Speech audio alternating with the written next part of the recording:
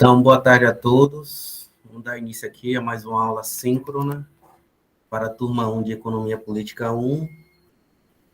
E essa mesma aula, nessa mesma gravação, é uma aula assíncrona para a turma 2 de Economia Política 1. Essa aula do dia 17/9/2021. Bom, o objetivo dessa aula é dar continuidade na discussão do capítulo sobre a mercadoria do capital.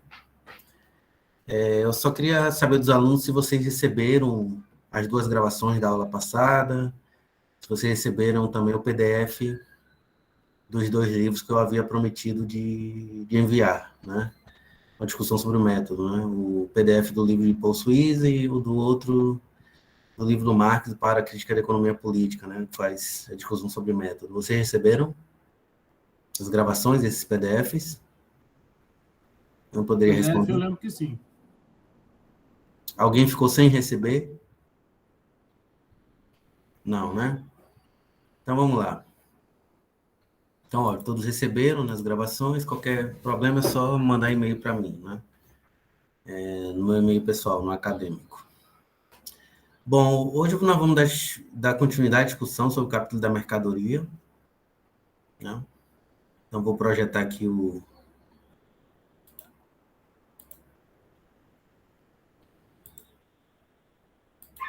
slides para fazer a apresentação.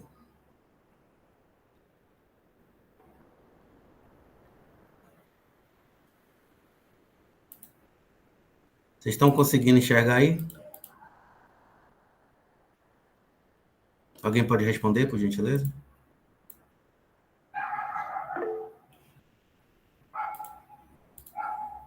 Sim, né? Ótimo. Então, vamos lá. Então, nós vimos na aula passada que toda mercadoria, né? Todo produto de trabalho, para ele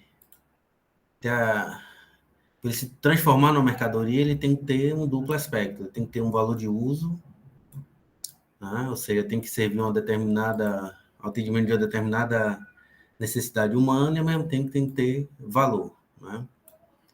Tem que ter valor. E aí nós ficamos de analisar cada uma dessas duas dimensões, né, desses dois aspectos da mercadoria individualmente.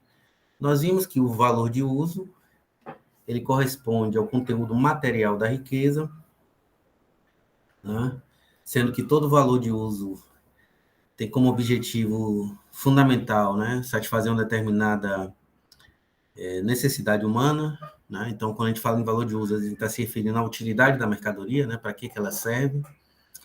E, além de ser o conteúdo material da riqueza, né, porque cada do valor de uso tem uma forma material específica, como eu mostrei lá o caso do celular e do mouse, todo valor de uso também ele serve como suporte do valor de troca, né? O que significa, né, o que o Marx quer dizer com isso, que todo valor de uso serve como suporte material do valor de troca, né? Porque o valor de troca, ele não existe, né, sem a mercadoria, tá? O valor de troca, para que ele possa se expressar socialmente, né, é necessário que ele tenha um determinado suporte material, que é o corpo da própria mercadoria, ou seja, pode ser o corpo dessa mercadoria específica aqui, que é o celular, pode ser o mouse, né? Então, o valor de troca, tanto desse celular quanto desse mouse, tem como suporte, né, a forma material desse valor de uso. Então, o valor de uso ele serve como suporte do valor de troca. O valor de troca não pode existir independente, né, de forma independente ou independentemente dos corpos das mercadorias. Ok? Então, a primeira coisa que vocês têm que, né, compreender. Bom, e aí fica a seguinte questão. Bom, já que o valor de uso ele serve como suporte, né, do valor de troca, o que é o valor de troca? Tá? O valor de uso é uma dimensão da mercadoria, né, um aspecto da mercadoria que é fácil da gente compreender, né? Então, todos sabem aqui qual é a utilidade desse celular. Todos vocês têm celulares, né? E vocês sabem a utilidade do celular de vocês, dessa mercadoria específica. Vocês provavelmente também devem ter mouse aí na casa de vocês, né? Se tem notebook ou desktop.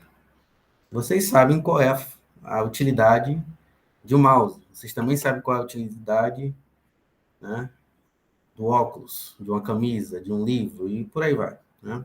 De uma casa, de uma lancha, de uma moto, de um carro. Então, não há nada de misterioso, né? Quando a gente vai tentar compreender, né, esse aspecto específico da forma mercadoria, que é o valor de uso. Basta a gente olhar para a mercadoria e já sabe para que ela serve, qual é a utilidade dela. Bom, mas e o valor de troca? Né? O valor de troca, como vocês estão vendo aqui, né, no slide, é definido por Marx como a proporção em que um valor de uso, né, é trocado ou permutado por outro valor de uso. Então, temos esse exemplo aqui de uma garrafa de água é igual a uma caneta. Tá? Então, essa aqui é, digamos assim, a relação de troca entre essas duas mercadorias que correspondem a dois valores de uso diferentes, né? E na relação de troca entre elas, elas se trocam nessa proporção. Né? Uma garrafa de água igual a uma caneta. Então, digamos aqui que essa seja a relação de troca real, verdadeira, entre essas duas mercadorias distintas, a garrafa de água e a caneta. Tá? Então, quando a gente fala em valor de troca, né, está se referindo à proporção em que uma mercadoria é trocada por outra. Então, por exemplo, qual é o valor de troca de uma garrafa de água? Se a gente olhar aqui, por essa equação, o valor de troca de uma garrafa de água é igual a uma caneta. Né? Se eu perguntar a vocês qual é o valor de troca de uma caneta, uma garrafa de água. Então, o valor de troca é a proporção em que uma mercadoria se troca por outra. Alguém aqui já fez escambo com um primo, com algum colega? De figurinha, de algum tipo de mercadoria específica? Na vida, na infância, na adolescência? Trocou o CD de uma banda por outra? Alguém já fez esse tipo de coisa? Hum? No seu caso, Ítalo, você trocou o quê pelo quê? Só para ter uma ideia. Figurinha do quê pelo quê? Só para entender. Pode anotar ou você fala no áudio, tanto faz. Pode escrever aí no chat, ou você pode escrever, por gentileza, ou falar aí no áudio. Só para pegar um exemplo concreto, um exemplo real. Por isso que eu estou pedindo para você escrever. Você lembra? Você lembra de futebol?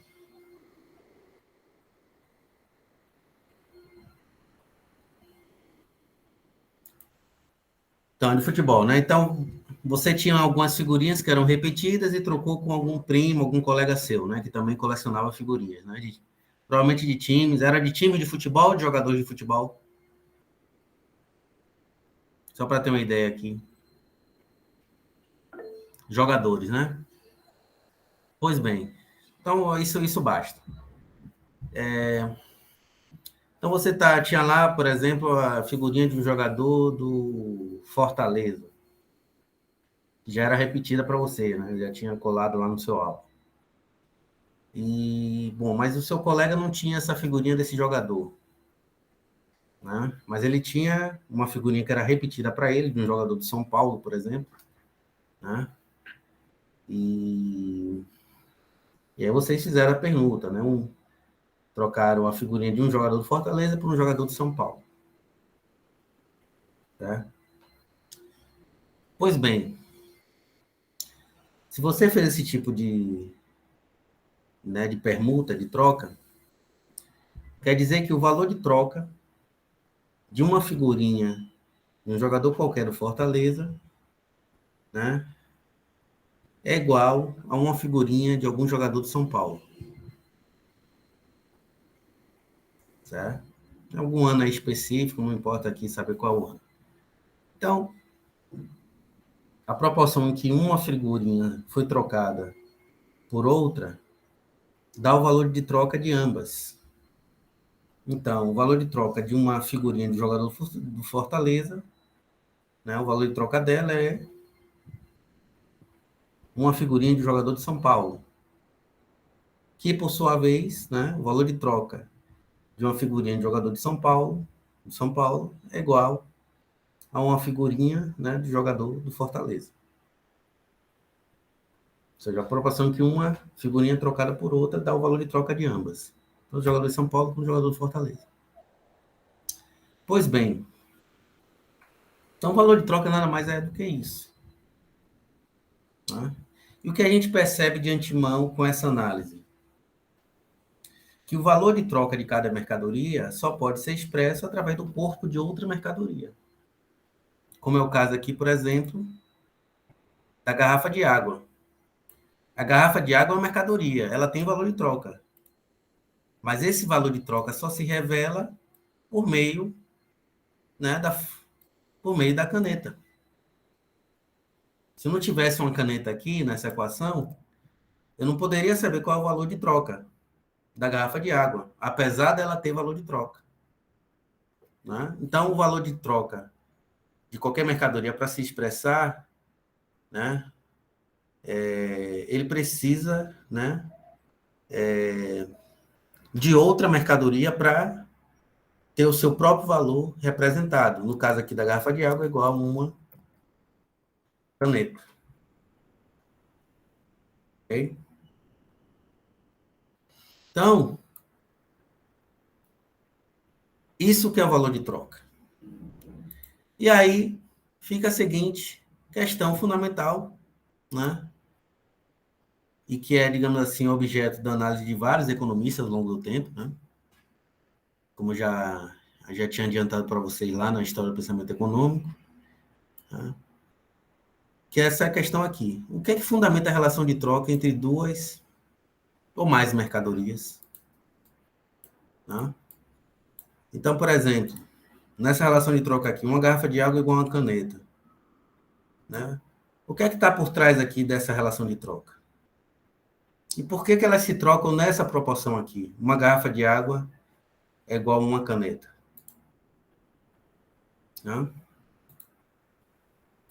Quando a gente compra coisas no mercado, por exemplo, né, ou no shopping, a gente vai comprar uma camisa, a camisa R$ 50, R$ 100, R$ 90, né? O preço varia de uma camisa, como essa aqui, por exemplo. Por que uma camisa pode custar R$ 100? Por que ela custa R$ 100 num determinado momento? Né? Por que se troca, por que a relação de troca se dá nessa proporção? Uma camisa é igual a R$ 100. Né? Ou então você poderia trocar a camisa por uma outra mercadoria sem seu dinheiro. Né? Você poderia comprar, por exemplo, você poderia dizer que a relação de troca é uma camisa igual a um mouse. Né? Por que se trocam nessa proporção? Essa é uma questão fundamental no âmbito da economia política, né? E isso que vai fundamentar todas as teorias do valor. Todas as tentativas de explicação da forma valor, né? Que eu já tinha discutido com vocês na disciplina de História do Pensamento Econômico. Né? Então, o Marx, né, para tentar responder essa questão fundamental, que está presente na história do pensamento econômico,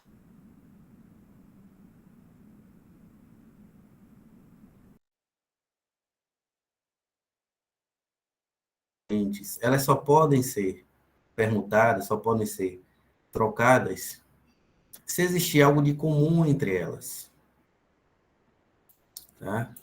Então, por exemplo, Você só pode comparar o valor de troca de uma garrafa de água com o valor de troca de uma caneta, né? Eles só podem ser igualados, né? Como ocorre aqui no caso dessa equação, se houver algo de comum entre eles, né? Você não pode fazer comparação entre coisas diferentes sem que haja algo em comum entre essas coisas, né? Então, isso é válido para não só para a economia, mas toda e qualquer ciência, certo? Então, por exemplo, você pode comparar a altura de dois corpos diferentes, né? Pode fazer comparação entre dois corpos diferentes, porque eles têm algo em comum, né? Que é a altura, por exemplo, ou peso, ou densidade, ou velocidade, né? Ou aceleração, né? No caso dos seres vivos, né, em geral, a gente poderia dizer que eu falei comparações tipo de idade, altura, né? Enfim, se você pega duas pessoas, faz algum tipo de comparação entre elas, tem que ter algo em comum, né? Como peso, por exemplo, idade. Você pode comparar coisas mais gostos, né? Algo em comum as pessoas, diferentes pessoas, diferentes indivíduos. Força, né? Força, velocidade, né? Enfim, não pode haver, né, comparação entre coisas diferentes se essas coisas diferentes não tiverem algo em comum. Então, eu posso dizer que eu sou mais velho do que algum de vocês, né? Apesar de ser diferente de vocês, porque nós temos algo em comum que é a idade,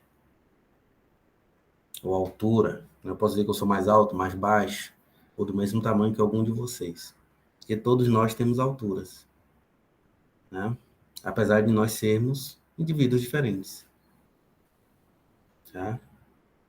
Então, primeira coisa, né, no estudo da mercadoria que a gente tem que ter em mente é que a comparação entre as mercadorias, diferentes mercadorias, parte do pressuposto de que existe algo em comum entre elas, certo? E aí o Marx chega à conclusão, né, com base nesse pressuposto, é algo válido, né, de que o valor de uso não pode ser considerado para esse fim. Então, o que fundamenta a relação de troca entre duas mercadorias não é o valor de uso ou a utilidade das mesmas, né? Primeiro, os valores de uso são distintos e a utilidade também é distinta das mercadorias. A utilidade do celular é X, a utilidade do mouse é Y. São utilidades diferentes, né? Então, do ponto de vista da teoria econômica marxista, a teoria do valor-utilidade ela não tem nenhum fundamento. Ela não se sustenta teoricamente, cientificamente, né? Porque ela não atende a esse pressuposto fundamental, que é a existência de algo em comum entre mercadorias distintas. Valores de uso nunca podem ser tratados como iguais de mercadorias diferentes. Então, por exemplo, né, como é que você vai comparar o valor de uso de um carro com o valor de uso do feijão? Não tem como, né? São mercadorias distintas, né? São valores de uso distintos e que têm utilidades diferentes. Então, o valor de uso e, consequentemente, a utilidade não pode ser o fundamento da relação de troca. Daí o porquê a discordância, né, em relação à teoria do valor-utilidade. Certo? Ricardo também chegou a uma conclusão semelhante, né? Você não, em Ricardo, ele descartou o valor de uso, né, a utilidade, exatamente por esse motivo, né? Pelo fato de que as mercadorias, né, não poderiam ser reduzidas à utilidade, já que cada uma delas tem uma utilidade distinta, ou ao valor de uso, já que cada uma delas tem valor de uso. Lembrando que o valor de uso e utilidade são coisas interligadas, né? A gente fala de uso, a gente está se referindo automaticamente à utilidade do bem, utilidade da mercadoria. Então, o valor de uso não pode ser considerado como fundamento das relações de troca entre as diferentes mercadorias. Certo? Quer falar alguma coisa, Jabs? Pode comentar. É que você escreveu um P aí, eu não entendi nada. Hein, Jabs? Ah, tá. Beleza, tranquilo. Então, vejam. Então, na discussão sobre o que fundamenta a relação de troca entre duas mercadorias diferentes, né, distintas, o Marx chega à conclusão, né, que o valor de uso não pode ser considerado para esse fim, porque os valores de usos são distintos, né, quando a gente compara diferentes mercadorias. Não existe valor de uso igual. Né? Você não vai trocar uma mercadoria que seja exatamente igual a outra. Você pode até trocar uma camisa por outra. Só que, digamos assim, as mercadorias, essas duas camisas têm, sei lá, cor distinta, né? Você gostou mais do tecido da mercadoria A do que da mercadoria B, né? Sempre tem algum tipo de diferenciação, apesar de serem duas camisas, né? O tipo de tecido, a cor da camisa, né? O desenho da camisa, sempre algum tipo de diferença que fundamenta a relação de troca. Você não vai trocar duas camisas exatamente iguais, né? Enfim, sempre vai ter um motivo, né, que vai diferenciar uma camisa da outra para poder fundamentar a relação de troca. Né? Então vamos lá. Então, o Marx vai abstrair o valor de uso, certo? Vai abstrair o valor de uso. Ao abstrair o valor de uso, ele chega à conclusão, né, tal como Ricardo e tal como Smith, de que todas as mercadorias, a única coisa, né, que sobra de comum entre elas, apesar da diversidade, né, de valores de uso e de utilidade entre as mesmas, né, apesar dessa grande diversidade que tem entre as mercadorias, a forma material, etc., entre as mesmas, a única coisa que há de comum entre elas é o fato de todas terem sido produzidas por intermédio do trabalho humano.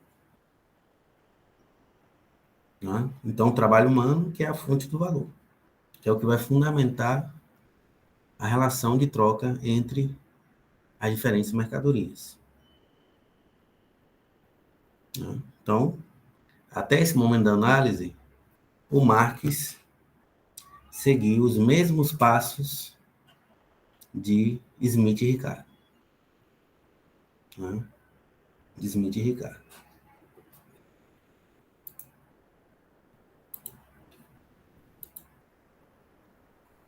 Só que a diferença, né, está exatamente nesse fato aqui, né, em relação à teoria do valor de Marx, do valor do trabalho de Marx, em comparação com a teoria do valor tanto de Smith quanto de Ricardo. Né?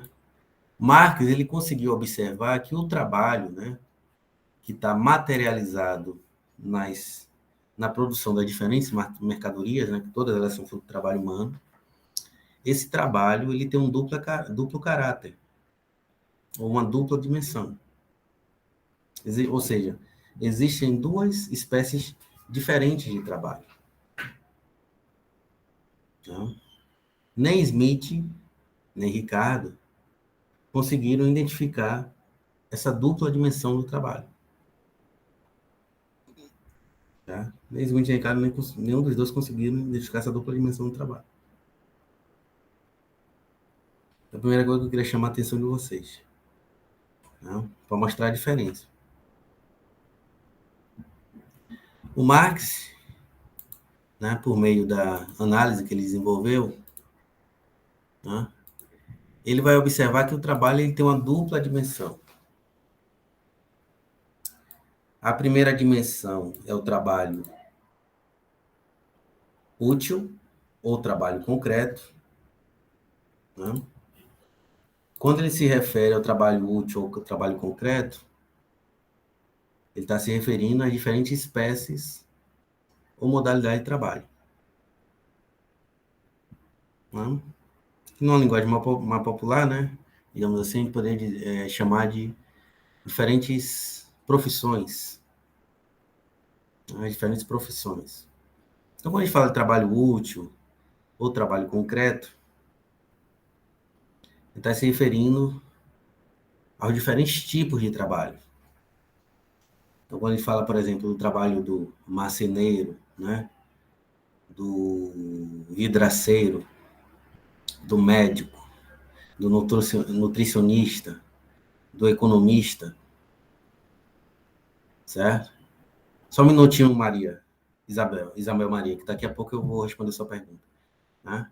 Além do trabalho médico, do arquiteto, nutricionista, pedreiro, marceneiro, padeiro, certo? Do sapateiro, do trabalhador agrícola, do trabalhador da indústria, tá? Trabalhador industrial, do químico, do físico, do biólogo, certo? Enfim, são diferentes espécies de trabalho, diferentes tipos de trabalho, né? Que envolvem habilidades, né? Qualificações distintas, né? Então, para você trabalhar como médico, a qualificação que você precisa é X. Para você trabalhar como marceneiro, a qualificação que você precisa é Y. E assim sucessivamente, né, para as outras espécies de trabalho. Então, são trabalhos que exigem qualificações distintas, não é isso? Qualificações distintas, conhecimentos distintos, seja científico ou não, né? A própria prática de cada uma dessas profissões é distinta, né? E os materiais, né? As ferramentas, os instrumentos de trabalho que cada um desses profissionais utilizam, né? Na sua profissão também é distinta. Então, uma coisa é os instrumentos, né, as ferramentas de trabalho que são utilizadas pelo médico. Outra coisa são as ferramentas de instrumento de trabalho que são utilizados pelo engenheiro. Outra coisa são as ferramentas de trabalho do pedreiro, do marceneiro, do professor. Né? Então, vejam que cada um desses diferentes profissionais, né, dessas diferentes profissões, né, exigem qualificações distintas, né, conhecimentos distintos, né, exigem também que as máquinas, equipamentos, ferramentas, né, que são utilizadas, né, na atividade profissional em si, também sejam distintos, né, equipamentos, máquinas, instrumentos de trabalho, ferramentas, etc., também com que cada um opera é distinto, né? O valor de uso que vai ser resultado, né, do trabalho aplicado por esses diferentes profissionais também vai ser distinto. Então, uma coisa é o médico, é o valor de uso produzido pelo médico. Qual é o valor de uso produzido pelo médico? É a saúde do paciente. O paciente chega lá doente, né, e sai, né, depois de ser atendido, né, curado, né, de uma doença, de uma enfermidade, seja lá qual for. Tá? Ou então um paciente que sai de uma sala de cirurgia. Ele sai curado, né, da enfermidade que ele tem, né, da doença que ele tem. Outra coisa é o valor de uso que é produzido pelo pedreiro. Um muro, por exemplo, uma casa, um marceneiro, né, uma porta de madeira, uma cadeira, uma mesa, né? Então, são espécies de trabalho que exigem diferentes qualificações, né? Conhecimento distinto, né? Para poder atuar dentro de uma área específica, né? Dentro de uma profissão específica. Então, o tipo de qualificação e conhecimento é distinto quando se compara uma espécie de trabalho com outra, tá? Os materiais, né? As ferramentas com que cada um desses profissionais utilizam, né? Na sua atividade também é distinta, né? Então, uma coisa é a ferramenta do pedreiro, outra coisa é a ferramenta do médico. Isso você também pode, né, visualizar comparando, sei lá, o trabalho de um professor com o trabalho de um engenheiro, né? O trabalho de um marceneiro com o trabalho de um nutricionista ou de um químico, por exemplo, né? Então, os meios de produção, né, em geral, também são distintos, né? E que esses diferentes profissionais mobilizam em suas respectivas profissões. Bem como o valor de uso também, que cada um produz, é distinto, né? O pedreiro produz casa, o marceneiro, portas, cadeiras, mesas e por aí vai, né? Por aí vai, ou armários, né? Armários também. Então, o valor de uso é distinto, né? Quando você compara uma profissão a outra. Então, quando a gente fala de trabalho útil, trabalho concreto, nós estamos nos referindo, né, às diferentes espécies ou modalidades de trabalho, e essa forma de trabalho, como eu tentei demonstrar aqui para você, ela se relaciona diretamente com o valor de uso. Por que se relaciona diretamente com o valor de uso? Porque cada uma dessas profissões, cada uma dessas espécies de trabalho, ou modalidade de trabalho, né, distintas, vai produzir diferentes valores de uso. Eu só posso produzir cadeiras se eu trabalhar como marceneiro. Se eu trabalhar como médico, o resultado da minha atividade não vai ser cadeira ou mesa, ou portas, ou armários, né? O valor de uso que vai ser produzido vai ser diferente do que é produzido pelo marceneiro, né? E você pode comparar diferentes profissões, você vai observar o mesmo fenômeno, né? Então, por isso que, quando a gente fala de trabalho útil, trabalho concreto, é o trabalho, né, é a espécie de trabalho, né, ou a dimensão do trabalho que se relaciona intimamente com o valor de uso das mercadorias, já que cada valor de uso requer, né, uma modalidade específica de trabalho para a sua produção ou a sua consecução, né, sua concretização, a sua efetivação, a sua produção, digamos assim. Tá? Então, observem que esse trabalho concreto, o trabalho útil, que se relaciona intimamente com o valor de uso, não pode ser, né, considerado, né, não pode ser a fonte do valor. Porque os valores, os trabalhos concretos são diferentes, são distintos, né? Inclusive, o próprio resultado da atividade de cada uma dessas profissões é, né, diferente de um para o outro, né? Então, cada um produz um valor de uso distinto, específico. Então, o trabalho útil, o trabalho concreto, que é uma das duas dimensões, né, identificadas por Marx em sua análise, não pode ser entendido, né, ou interpretado como uma fonte do valor. Não. Já que cada mercadoria específica, como, por exemplo, caneta, né, e garrafa de água, pressupõe, né, a realização de uma atividade específica, de um trabalho útil específico, ou concreto específico. Então, do ponto de vista da teoria do valor, não é o trabalho concreto que vai servir, né, na análise de margens como a fonte do valor. Os trabalhos concretos se diferenciam quando você compara uma atividade com outra. E o próprio resultado da atividade, né, dessas diferentes profissões é distinto, né, quando você compara um valor de uso com outro. Alguém teve alguma dúvida em relação ao trabalho concreto, trabalho útil, e como ele se relaciona com o valor de uso? Sobre a Isabel, né, a dúvida dela. Exemplo dessa abordagem, além da troca, tem a perda do valor a ser atribuído. Eu não entendi, Isabel. Você poderia explicar melhor?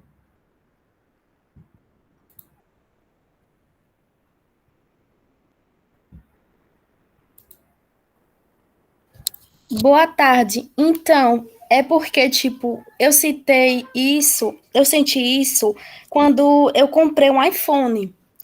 Durante uma semana, eu tive que trocar ele 3 vezes, porque ele apresentou defeito. Aí o que Uhum. acontece? Eu comprei pelo Giga, que um era de 256. Aí o que acontece? Não tinha desse modelo. Aí o vendedor falou que se eu pegasse o de 64, eu ia perder o valor que eu tinha dado. Aí, para não perder o valor, eu peguei outro modelo, aí, tipo, eu atribuí outro dinheiro, entendeu? Aí é como se fosse um exemplo que eu estava dando. Veja bem, veja bem, tem duas questões aí distintas aí para analisar em relação ao seu caso específico. Quando você está falando você está se referindo ao preço e não ao valor. A primeira coisa que você tem que levar em consideração é isso, certo? Porque o valor ele é criado na produção, certo? Na produção. O preço é a expressão do valor em dinheiro, em termos monetários. Só que o preço, em muitos dos casos, ele pode ser diferente do real valor da mercadoria. Então, por exemplo, o celular que você comprou, ele tem valor. Ele foi produzido lá na fábrica da Apple. Então, lá na produção da Apple, né? Você comprou o iPhone, né? Então, acho que não é da Apple que você está falando? Não é isso? Na empresa? Não é o celular que você tem, da Apple? Correto? Hein, Isabel? Só para... Então, veja bem, você comprou um celular, certo? Você comprou um celular numa loja. Mas vamos tentar, né, compreender o que aconteceu antes desse celular chegar na loja. Quando eu falo da teoria do valor trabalho, de Marx, eu estou me referindo ao valor que foi criado lá na produção. Então, para produzir esse celular que você usa, né? Para produzir esse celular, foi aplicado o trabalho na produção desse celular. Então, esse celular ele tem um valor. E esse valor é criado lá na fábrica da Apple. Certo? Depois que esse celular está pronto, o valor dele já está embutido no celular. Porque ele vai ser, né? Ele foi produzido como mercadoria, então ele já tem um valor. Então ele já sai da fábrica da Apple, né, com um valor específico. Né? A quantidade de valor que ele, né, que é proveniente da produção, eu vou chutar aqui, certo? Vou chutar. É um exemplo hipotético. Digamos que seja R$ 4.000, né? R$ 4.000, seja o valor exato dele. Esses R$ 4.000 correspondem ao exato valor desse celular. Ou seja, a quantidade de valor que foi criado lá na fábrica da Apple. Só que depois que ele é produzido esse celular, viu, Isabel? Ele vai ser vendido nos diferentes mercados. Então ele vai ser distribuído lá em São Paulo, né, na Bahia, uma parte vem aqui para ser vendida aqui em Sergipe, entendeu? Celulares da Apple. Então, quando ele sai da fábrica, primeiro ele já vai ter um custo do transporte, não é isso? Para levar esse celular da fábrica da Apple até os diferentes mercados. Seja em São Paulo, seja em Sergipe, seja na Bahia, seja em Minas Gerais, seja onde for. Então, você já tem um custo do transporte. E a própria atividade de transporte, né, a indústria de transporte, também produz valores. Assim como foi criado valor lá na produção do celular da Apple, também foi criado valor, né, na indústria de transportes. Tá? Então, por exemplo, quando você compra o celular da Apple, além de você pagar o valor que foi criado lá na produção do celular da Apple, você também está pagando o valor relativo aos custos do transporte, porque essa indústria também produz novos valores. Tá? Então, a indústria de transporte produz o valor, e esse valor é acrescido ao próprio valor que foi criado na própria fábrica da Apple. E, além disso, né, além de transportar o celular da fábrica até o mercado aqui de Aracaju, você tem outros custos, como, por exemplo, custo de armazenamento, certo? Você tem que estocar todo esse produto, aí você precisa de iluminação adequada, né? Para deixar esse produto estocado, né? E para depois ele ser levado, né, para a loja para poder ser vendido aos consumidores finais, que é o seu caso aí que você comprou o celular. Então, a gente paga pelo celular não apenas o valor que foi criado lá na produção do celular da Apple, mas também a gente paga o valor que foi criado pela própria indústria de transportes, né? Quando leva esses celulares da fábrica até os mercados consumidores, né? Até a loja lá do shopping que você comprou, seja onde for, né? Algum shopping aqui do Brasil. Como também a gente paga também os custos, por exemplo, que o lojista teve para armazenar todos esses produtos, né? Então ele paga, por exemplo, o salário dos trabalhadores que são responsáveis pela estocagem, armazenamento desses produtos, né? O cara tem custos com iluminação, né? Para deixar o ambiente ventilado, né? De forma adequada, né? Para manter esses produtos, né, estocados, tá? Então, uma série de custos que entram no cômputo do preço final, né, que vai ser vendido ao consumidor. Certo? Então, o preço que a gente paga, né, pelo celular da Apple, qualquer outro celular da Samsung, seja lá qual for, não inclui não apenas o valor que foi criado lá na fábrica da Apple, mas também os custos de transporte, armazenamento, iluminação, né, para estocar esses produtos, entre outros custos, né? Até os próprios custos, né, para, por exemplo, para os custos para, sei lá, manter essa loja aberta no shopping, né, que essas lojas elas pagam luz, energia, tudo isso, né? Pagam salários dos trabalhadores, tudo isso entra no, no preço, né, do final do celular, certo? São as condições de oferta, certo? Então, o preço nunca vai ser igual ao valor, né, ao real valor que foi criado lá na produção desse celular, lá na fábrica da Apple. Seja essa fábrica instalada aqui no Brasil, ou seja essa fábrica instalada em algum outro país, né, algum país estrangeiro. E, além disso, para além dessas condições de oferta, que inclui a própria produção da Apple, a indústria de transporte, custo de armazenagem, de iluminação, etc., etc., né? Para além disso, também, você também tem as condições de procura do produto. Certo? Então, se tiver uma demanda muito grande, isso vai acabar fazendo com que o lojista, por exemplo, né, a demanda está muito grande pelo produto. Então, isso vai acabar fazendo com que o cara aumente o preço desse produto. Por que eu estou falando isso tudo? Para mostrar que, muitas vezes, os preços dos bens que nós pagamos, né, eles flutuam em relação aos reais valores dessas mercadorias. Por quê? Porque vão sendo embutidos custos, né, de transporte, armazenamento, iluminação, etc., né? Bem como também o lojista, né, pode precificar o celular diferente, de forma diferente, né, em função do próprio estado da demanda, da procura pelo produto. se a procura pelo celular da Apple está muito grande, aí o cara bota o preço lá em cima. Né? Então, o preço passa a flutuar acima do real valor da mercadoria. Entendeu? Então, por isso que eu chamei a atenção para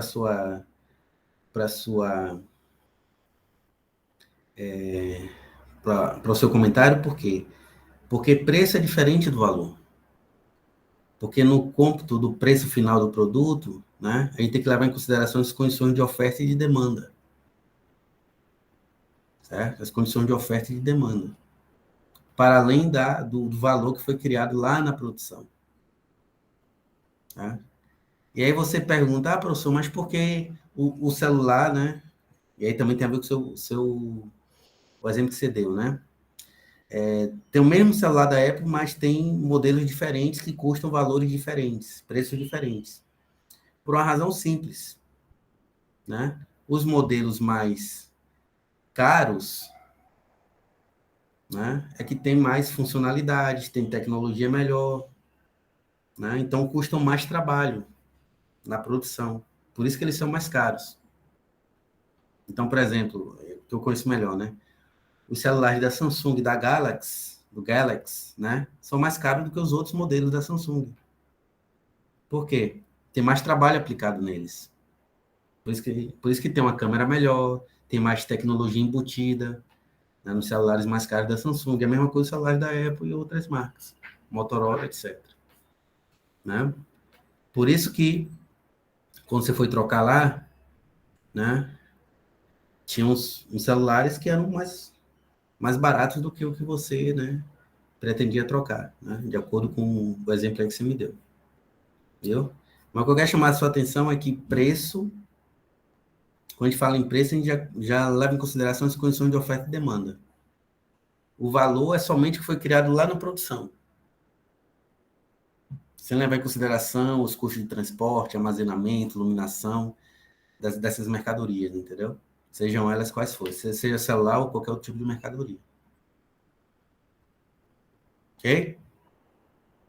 Ficou mais claro, mas os demais entenderam também a diferença entre valor e preço? Né? No cálculo do preço, entra também em consideração não apenas o valor que foi criado na produção, mas também as condições de mercado, as condições de oferta e demanda. Certo? As condições de oferta e demanda de cada mercadoria. Por isso que muitas vezes o preço é diferente do real valor da mercadoria. Né? Que tem outros determinantes no seu cálculo, no cálculo do preço final.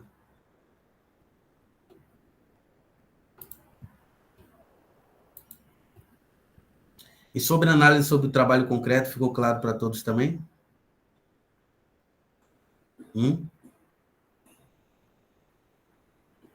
Posso dar continuidade? Então vamos lá. Então vejam, o trabalho útil, certo? Trabalho útil, só estou olhando aqui se está projetando. O trabalho útil, ele se relaciona intimamente com o valor de uso, né? E acho que já expliquei essa parte aqui, né? Qualquer dúvida, vocês podem me perguntar depois.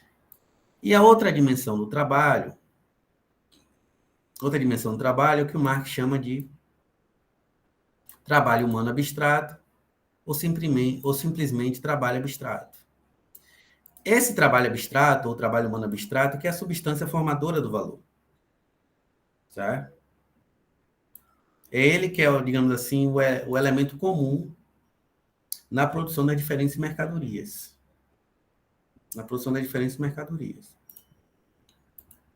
Né? Então, sendo a substância do formador do valor, é o trabalho humano abstrato que vai se relacionar diretamente com o valor das mercadorias. E aí vocês me perguntam, por que ele é um elemento incomum, professor, com as demais mercadorias? Porque o trabalho humano abstrato, né, ele é definido por Marx, né, como o dispêndio de energia física, né, e intelectual requerida para a produção das diferentes mercadorias, para a produção dos diferentes valores de uso. Então, na produção de toda e qualquer mercadoria, a gente despende energia, seja energia física ou seja energia intelectual. Tá? É o dispêndio dessa energia que o Marx chama de trabalho humano abstrato, e que é comum a todo e qualquer processo de produção de mercadorias. Então, se você, por exemplo, né, se você pegar duas profissões distintas, né, digamos, trabalho do médico com o trabalho do nutricionista. São trabalhos diferentes. São espécies de trabalho diferentes.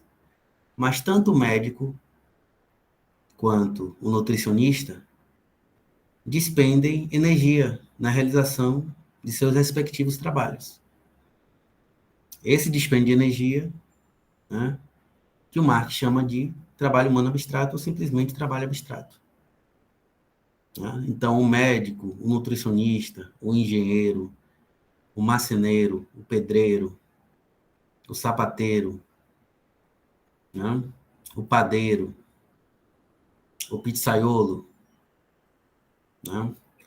O trabalhador que produziu esse mouse, o trabalhador que produziu esse celular ou da Apple, né? Todos esses trabalhadores, né? Todos esses distintos trabalhadores, né? Ao produzirem os diferentes valores de uso, seja eles quais forem, né? Despenderam energia, seja física ou intelectual, né? Na realização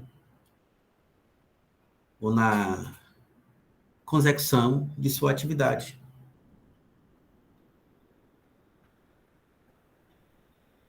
Né? Quem trabalha aqui sabe o que eu estou falando. Quem trabalha aqui despende energia física e intelectual. Né? Tanto que a gente chega em casa, né, no final do trabalho, esgotado tanto fisicamente quanto mentalmente. Esse dispêndio de energia física e mental, a gente chama de trabalho humano abstrato. Eu agora, por exemplo, né, estou dando aula. Eu estou despendendo tanto energia física, por exemplo, eu estou, né, falando aqui, né, durante 1 hora e pouca já, mais ou menos. Não, não chegou 1 hora não, mas está próximo de 1 hora já. Estou despendendo energia física, certo? Despendendo energia física. Entre aspas, né, popularmente falando, estou gastando saliva aqui para dar uma aula de economia política. E também estou despendendo energia intelectual, digamos assim. Né? Também estou me desgastando mentalmente. Por quê? Porque todo trabalhador, quando vai realizar uma determinada atividade laboral, ele está também pensando como é que vai organizar a atividade, como é que vai realizar diferentes etapas necessárias, né, para efetivação de determinada atividade produtiva, né, ou para a realização de determinada atividade produtiva. Então, eu, por exemplo, quando vou organizar minhas aulas, eu penso como é que eu vou expor da melhor maneira, né, o conteúdo, os assuntos, para que vocês possam, né, compreender, né, ter uma boa compreensão do que está sendo dito, do que está sendo discutido em sala, né, em sala virtual, no caso aqui. Então, tudo isso exige do meu mental. Né? Várias vezes, por exemplo, já aconteceu, né, durante meu trabalho, né, como professor, já tenho 6 anos e pouco, né, trabalhando como professor aqui na UFES, várias vezes eu já me desgastei mentalmente, ao ponto de chegar em casa e não conseguir nem raciocinar direito. né, dando 2, 3 aulas durante o dia. Então, tudo isso desgasta a gente, fisicamente e mentalmente também. O médico também se desgasta fisicamente e mentalmente, né? O marceneiro também se desgasta fisicamente e mentalmente. Então, esse desgaste de energia física, né, de energia mental ou intelectual, é o que Marx chama de trabalho abstrato. E é comum a produção de toda e qualquer mercadoria. Não existe produção de mercadoria sem o dispêndio de energia, seja física ou mental. Não existe nenhum trabalho que você não despende energia física e mental. Eu não conheço. Os milhares que existem aí, né, estão catalogados, todos eles exigem esse dispêndio de energia física e mental. Professor, médico, advogado, engenheiro, certo? Marceneiro, metalúrgico, né? Quem trabalha com desenho industrial, químico, físico, biólogo, historiador, geógrafo. Por mais diferentes que sejam essas profissões, essas modalidades de trabalho, né? Todas têm esse algo em comum, que é o dispêndio de energia física e mental. Esse dispêndio de energia física e mental que a gente entende como trabalho abstrato.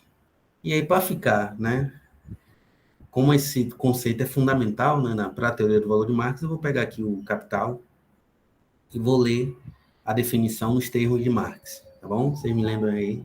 Só um minutinho, até para facilitar o entendimento maior de vocês quando vocês pegarem a gravação. Só um minuto.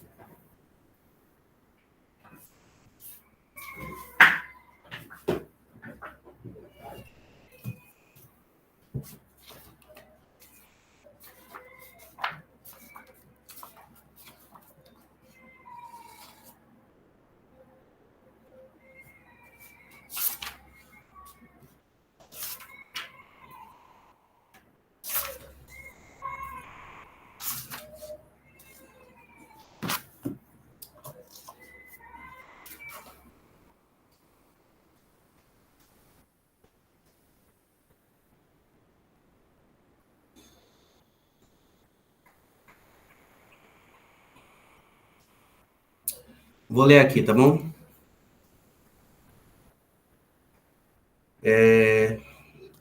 O parágrafo como um todo, ele é grande, né? Ele começa a discutir o trabalho concreto, o trabalho útil. Mas eu vou pular aqui e já vou começar com a definição de trabalho abstrato. Tá? Mas depois vocês vão ver isso com a leitura, né, do Capital. Abstraindo-se da determinidade da atividade produtiva e, portanto, do caráter útil do trabalho, que é o trabalho útil, né, o trabalho concreto, resta o fato de que ela é um dispêndio de força humana de trabalho. Alfaiataria e tecelagem, embora atividades produtivas qualitativamente distintas, são ambas dispêndio produtivo de cérebro, músculos, nervos, mãos, etc., humanos. E, nesse sentido, ambas são trabalho humano. Elas não são mais do que duas formas diferentes de se despender a força de trabalho humana. No entanto, a própria força humana de trabalho tem de estar mais ou menos desenvolvida para poder ser despendida desse ou daquele modo. Mas o valor da mercadoria representa unicamente trabalho humano, dispêndio de trabalho humano.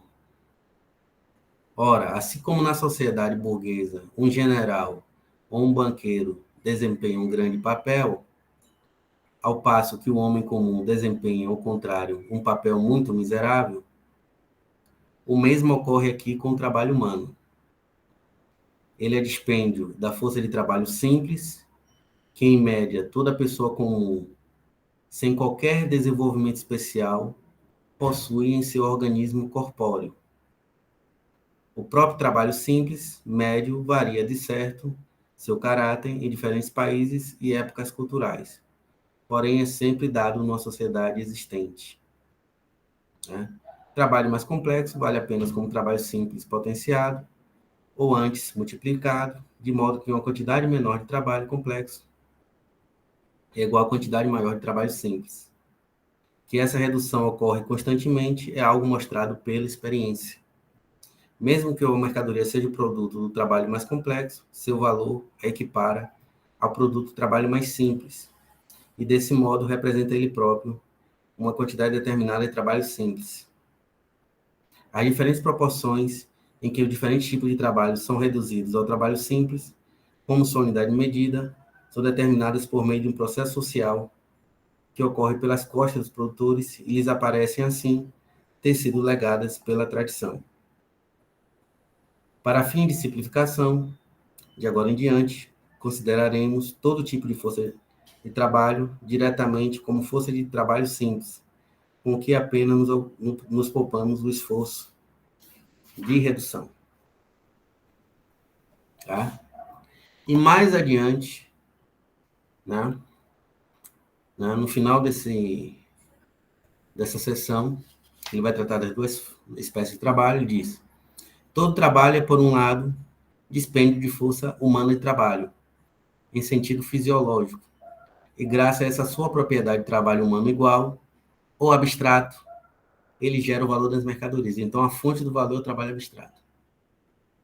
Por outro lado, todo trabalho é dispêndio de força de trabalho humana, numa forma específica, determinada a realização de um fim, e nessa qualidade de trabalho concreto e útil, ele produz valores de uso.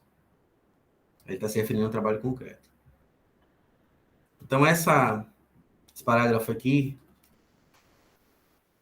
ele sintetiza toda a discussão que eu vim desenvolvendo até o presente momento, né, sobre o trabalho concreto e o trabalho abstrato. Então, o trabalho abstrato, né, é aquilo que sobra, é o que há de comum na produção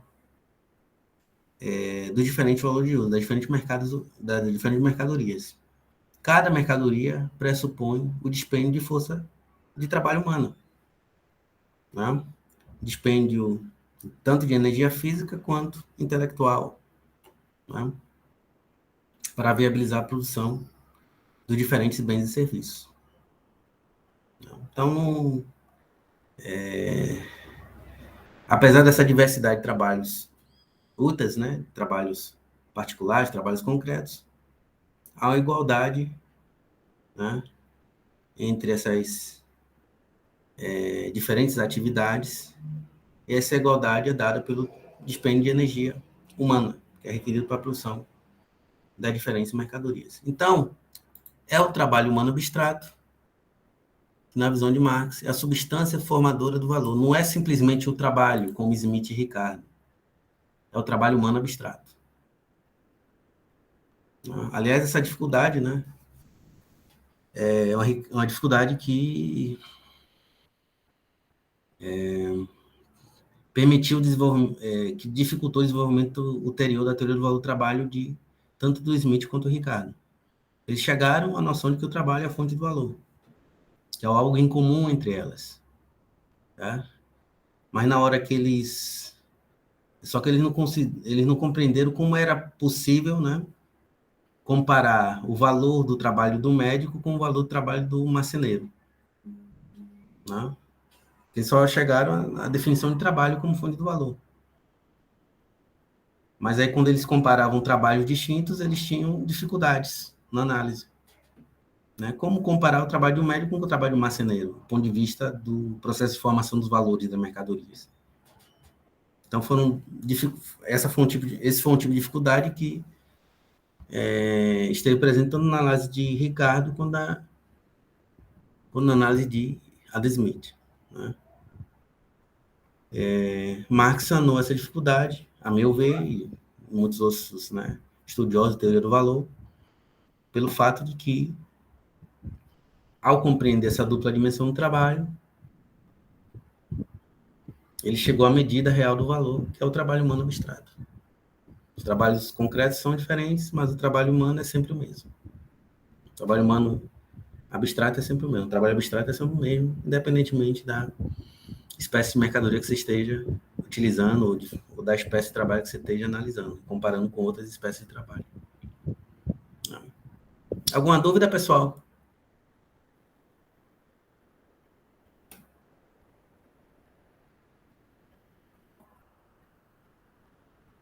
Alguma dúvida?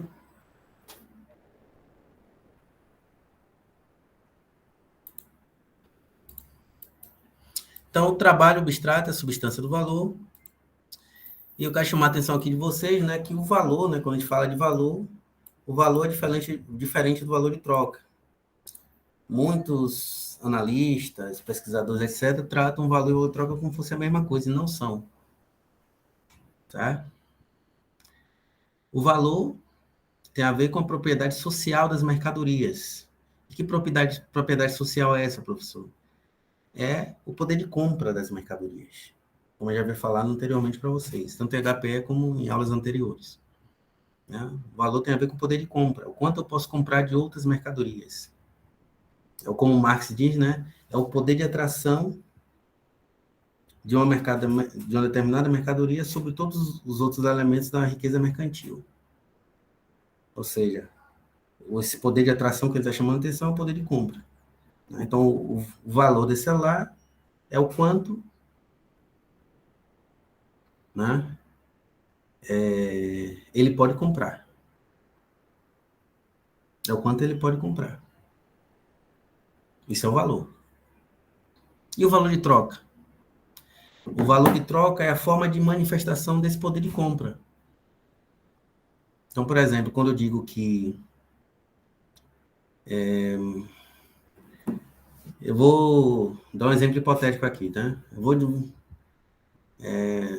Digamos que esse celular é R$ 1.000. Celular é R$ 1.000. E esse mouse é 100. Tá? Então, eu sei que esse celular é uma mercadoria que tem valor. Né? Mas qual é o valor de troca dele? O valor de troca é a forma de expressar o valor dele, o poder de compra dele. Então, um celular poderá comprar 10 mouses, né? Supondo essa relação de troca aqui que eu chamei a atenção de vocês. Então, um celular é igual a 10 mouses. Então, isso é o valor de troca dele. Então, mediante o valor de troca, né, eu expresso o valor de ambas as mercadorias. Né? Como eu expresso o valor de 10 mouses? 10 mouses, com 10 mouses eu posso comprar um celular desse. Como é que eu expresso o valor, o poder de compra desse celular? Um celular, né, através do valor de troca dele. Qual é o valor de troca dele? Um celular compra 10 mouses desse daqui. Então, perceberam a diferença entre valor e valor de troca? Ficou claro? O valor de troca nada mais é do que a forma de manifestação do valor das mercadorias. Né? Toda mercadoria tem um valor, mas ela só se expressa através do valor de troca. Mediante, né, a sua relação de troca com outra mercadoria. Ficou claro para vocês?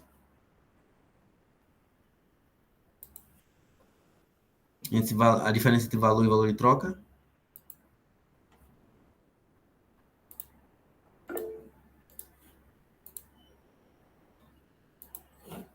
Então, vamos lá.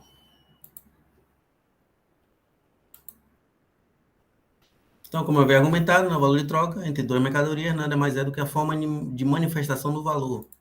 O valor é uma propriedade social, né, das mercadorias, está relacionado ao poder de compra das mesmas. Quanto eu posso comprar, né, com a posse de uma determinada mercadoria. Aí entra a seguinte questão, né? E como se mede a grandeza do valor? A grandeza do valor, né, ela vai ser medida pela quantidade de trabalho abstrato que está contido na produção das mesmas. E essa quantidade de trabalho abstrato pode ser ilustrada através de horas, minutos, segundos, etc. Tá? Então, se o trabalho abstrato é a fonte formadora do valor, é a substância formadora do valor, o valor de troca de cada mercadoria vai ser dado pela quantidade de trabalho abstrato que foi aplicado na produção das diferentes mercadorias. E essa quantidade de trabalho abstrato é ilustrada através de horas, minutos, segundos, etc. Tá? Só que, para a determinação da grandeza do valor, o que conta não é o tempo de trabalho individual, mas o tempo de trabalho que é socialmente necessário e requerido para a produção de diferentes valores de uso. Então, vejam, pessoal, quando a gente fala que o trabalho abstrato é a substância do valor e que a grandeza desse valor pode ser medida em termos de horas, minutos, segundos, isso não significa que o tempo de trabalho que é levado em consideração é o tempo de trabalho individual de cada empresa. Porque senão, né, todas as mercadorias teriam valores distintos. Porque cada empresa lida com condições de produção distintas, né? Seja em função da tecnologia que emprega na produção, seja em função da qualificação da força de trabalho empregada, né, na empresa, né, naquela empresa em particular, seja em função das instalações físicas, dos meios de produção que são utilizados na produção, mas cada empresa lida com condições de produção distintas. Tá? Então, se fosse o tempo de trabalho individual, o parâmetro, né, do valor, a fonte do valor das mercadorias, inclusive da grandeza do valor das mesmas, então, passando de uma empresa para outra, cada empresa, né, cada mercadoria teria um valor distinto. Só que, no caso aqui, não é esse tempo de trabalho individual, é um tempo de trabalho social. É uma média social que leva em consideração, né, o nível de qualificação média da força de trabalho, né, o nível da tecnologia, o nível médio da tecnologia empregada, né, nos processos de produção, né, a produtividade média de um determinado setor da atividade econômica, de um ramo de produção, né, do sistema econômico. Então, é a média social que entra como o fundamento do valor, como a fonte do valor.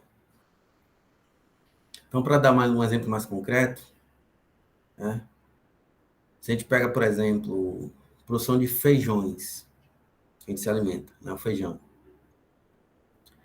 Existem milhares de empresas que produzem feijão aqui no Brasil. Só que o tempo de trabalho, né, que é o fundamento do valor de troca do feijão, da grandeza do valor do feijão, não é o tempo de trabalho individual de cada uma dessas empresas. É uma média social. Né? Então, o tempo de trabalho médio, aos quais as empresas desse setor têm que levar em consideração, né, na produção dessa mercadoria específica que é o feijão. Então, as empresas, elas vão fornecer o feijão de acordo com essa média social. Então, por exemplo, se o valor médio do feijão for R$ 7,00 o quilo, só vão poder competir nesse mercado, né? Nesse mercado aí de feijões, aquelas empresas que produzem ou de acordo com a média, ou que produzem com tempo de trabalho médio, com tempo de trabalho individual, menor do que o tempo de trabalho médio. Então, por exemplo, empresas que produzem, que o tempo de trabalho individual delas é 6 horas. Né? Vou reformular aqui a argumentação. Imaginem que o valor real do feijão seja R$ 7,00. Então, o tempo de trabalho médio, né, para a produção de feijão, né, que vai prevalecer, né, como fonte do valor, é de 7 horas de trabalho, nessas condições sociais médias.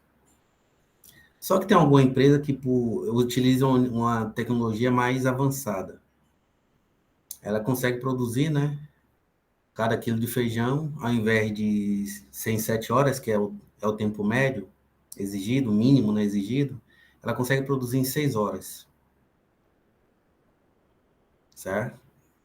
Consegue produzir em 6 horas. Então, o valor individual do quilo de feijão que ela vai, né, produzir, vai vender no mercado, é menor do que aquelas empresas que produzem de acordo com a média social. Só que, quando ela for vender o feijão, o preço que vai ser estabelecido não é o preço que reflete o tempo de trabalho individual dessa empresa, que é de 6 horas. Ela vai vender de acordo com a média social, que é de 7 horas. Certo? Então, ela poderia vender o feijão, por exemplo, a R$ 6 o quilo, que ela teria um lucro normal, de acordo com as condições que eu chamei a atenção aqui. Mas ela não vai vender o feijão a 6, ela vai continuar vendendo a 7, porque o 7 é a média social. Aí essa empresa que vende, que produz com tempo de trabalho abaixo da média social, né, com tempo de trabalho individual menor do que a média social, que é de 7, ela produz cada quilo em 6 horas, ela vai ter um lucro superior em comparação com aquelas empresas que produzem de acordo com a média social de 7 horas, para produzir cada quilo de feijão. Então ela vai ter um super lucro, um lucro extraordinário. Enquanto que as empresas que produzem de acordo com a média de 7 horas, né, vão ter um lucro normal, digamos assim. Vão continuar tendo lucro, mas um lucro normal, e não um lucro extraordinário. Ah, professor, as empresas que têm um tempo de trabalho acima da média social, por exemplo, de 8 horas, ao invés de 7, que é a média social nesse exemplo, essas empresas vão ser excluídas do mercado. Elas não vão ser competitivas. O que é que a gente deriva aí dessa análise? É que as empresas são impelidas a renovar constantemente seus métodos de produção,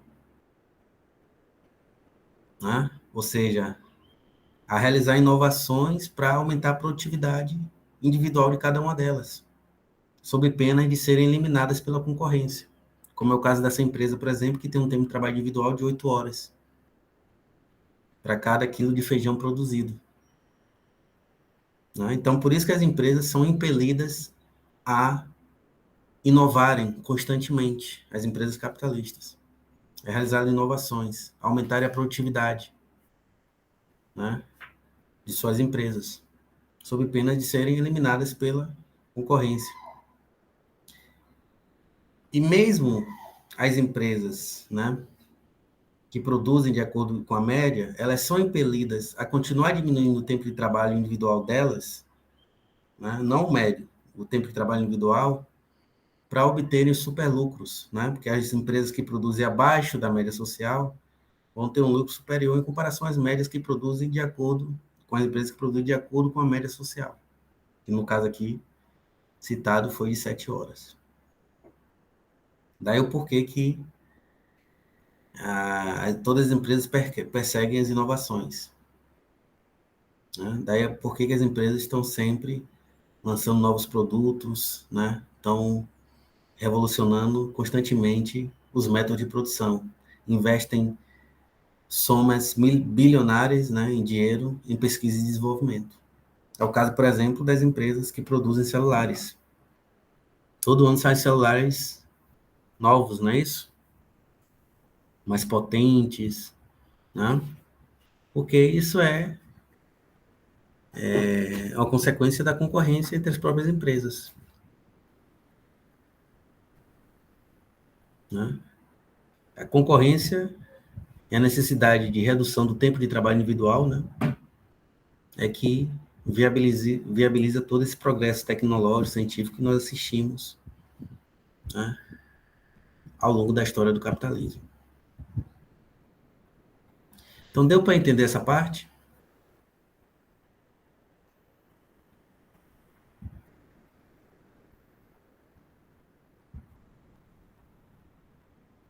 Deu para entender porque é o tempo de trabalho social e não o individual que entra como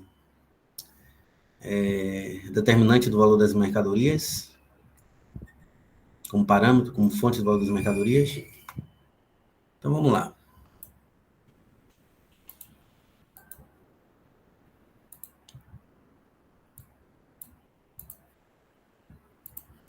Então, em função dessa análise aqui, né, de como se mede a grandeza do valor, que é pelo tempo de trabalho socialmente necessário e não tempo de trabalho individual, o Marx, né, chega à conclusão que a grandeza do valor de uma mercadoria, ela vai variar inversamente em relação à força produtiva do trabalho.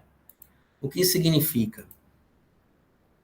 Que quanto maior for a produtividade, né, global de uma indústria, de um ramo específico da economia, menor tende a ser o valor da mercadoria individual.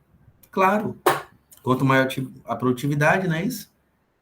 Menor o tempo de trabalho requerido para produzir uma determinada mercadoria. Se menor o tempo de trabalho requerido para produzir as mercadorias individuais, feijão, celular, etc., né? Menor tende a ser o valor dessas mercadorias também. Né? Os valores individuais dessa mercadoria, e, consequentemente, os preços também. Daí a importância das inovações, né? Daí a importância do crescimento da produtividade. O crescimento da produtividade auxilia na redução dos preços das mercadorias, do valor e, consequentemente, dos preços das mercadorias individuais.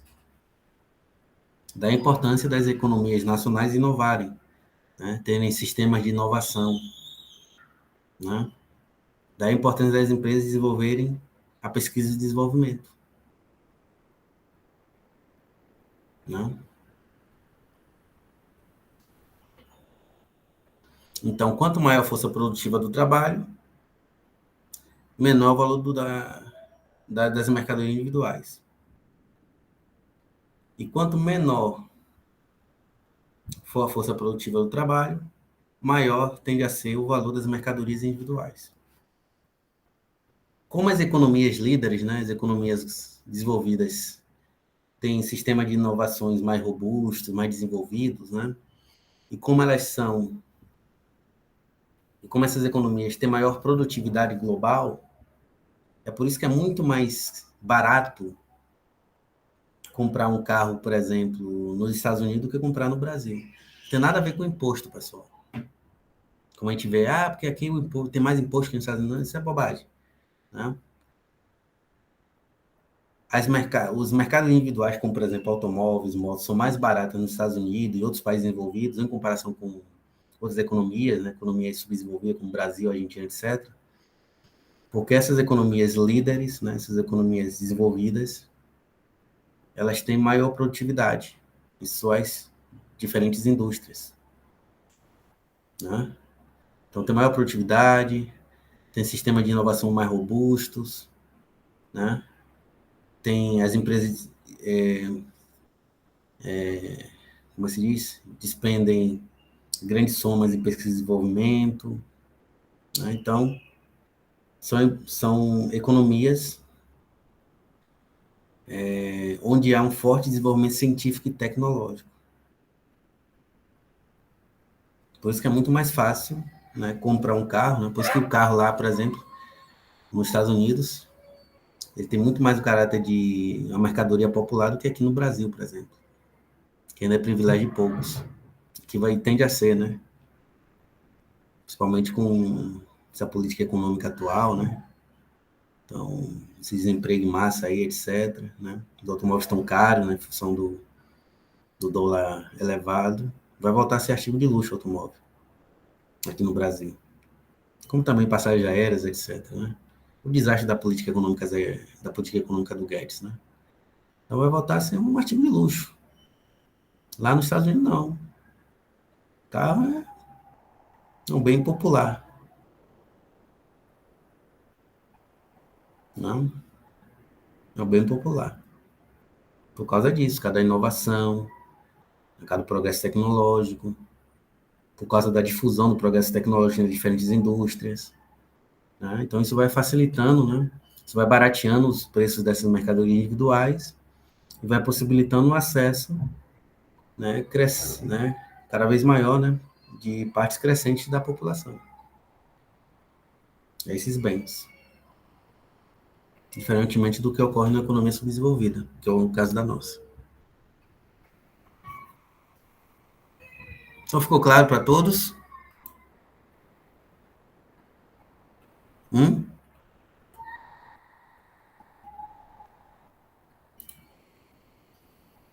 Então, com isso, né, vocês podem tirar dúvida depois. Com isso, eu vou finalizar a aula de hoje, tá bom? Essa discussão sobre o capítulo 1, eu vou terminar com a turma 2, né, à noite. E aí eu vou mandar para a turma 1 e também para a turma 2 o vídeo tanto dessa aula quanto da aula que eu vou dar ainda hoje à noite, que vai ser continuidade dessa aula de hoje. Tá bom? Vou começar a próxima aula, né, com a turma 2 desse ponto aqui, que eu terminei nessa aula. Ok? E assim que a gravação estiver disponível, eu mando para as duas turmas, das duas aulas. Então,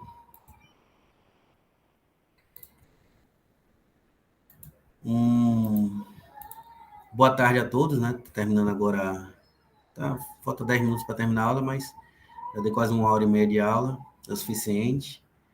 E à noite eu vou terminar essa discussão sobre a teoria do valor de Marx. E depois a gente vai dar continuidade na próxima semana, para outros capítulos. Ok? Se tiver qualquer dúvida, é só para trazer depois, próximas aulas. Então, vamos finalizar aqui a gravação.